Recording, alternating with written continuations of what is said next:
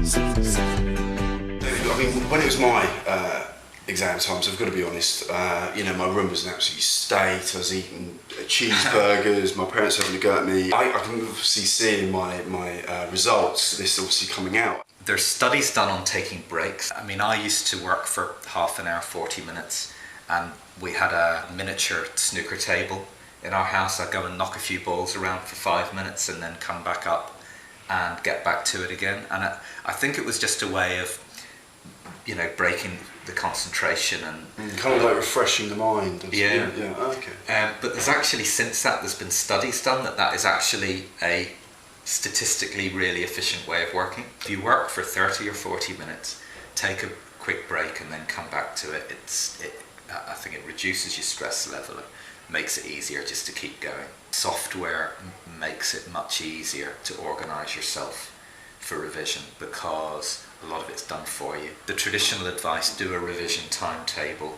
be a super organised person. And let's face it, most of us aren't all that organised.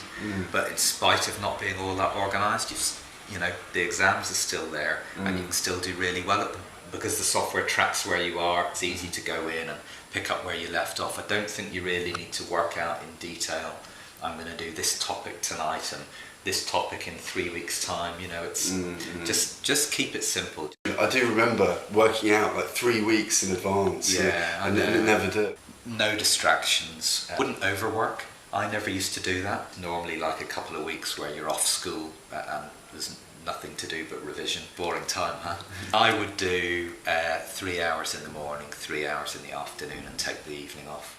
It's such a short amount of time really in the lead up to exams, and it's got such important ramifications on your life. I mean, there is life after exams. This isn't the only thing in your life, although it might seem like that at the moment. I got a law degree from Cambridge, a very good degree, and it hasn't been a big thing in my career, it's turned out.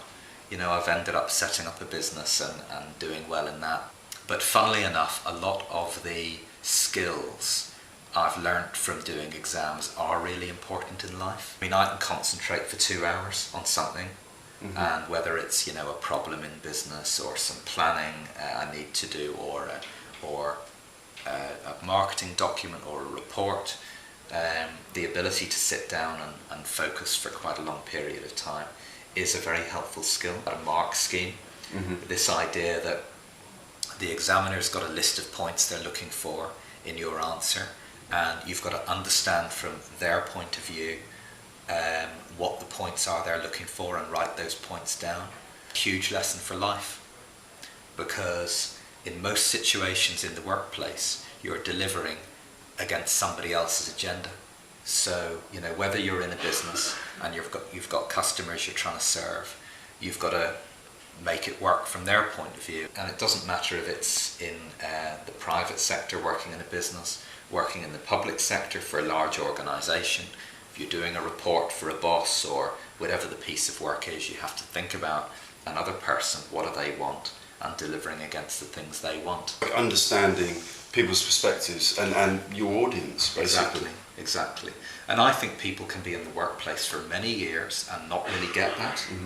So the fact that we're coaching 14-year-olds and 15, 16-year-olds in those skills is huge. I mean, to go into the workplace with the understanding and maturity, actually, that you've got to deliver against somebody else's expectations is a huge thing that's going to take you forward in life.